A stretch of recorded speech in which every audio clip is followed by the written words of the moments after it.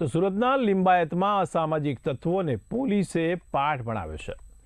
ત્યારે ચાના સ્ટોલ પર નજીવી બાબતે દાદાગીરી કરનારો ઝડપાઈ ગયા છે। ત્યારે બબાલના સીસીટીવી ફૂટેજ પણ સામે આવ્યા હતા, જેમાં પપ્પુ ભૈયા ગેંગના 4 શખ્સોની અટકાયત કરાઈ છે। તો લિંબાયત પોલીસે ઘટના સ્થળે રિકન્સ્ટ્રક્શન કર્યું હતું। ત્યારે પોલીસ કાર્યવાહીથી આ વિસ્તારમાં શાંતિનો સંદેશ પહોંચ્યો છે। તો લિંબાયત પોલીસે ઘટના સ્થળે જઈ રિકન્સ્ટ્રક્શન કર્યું।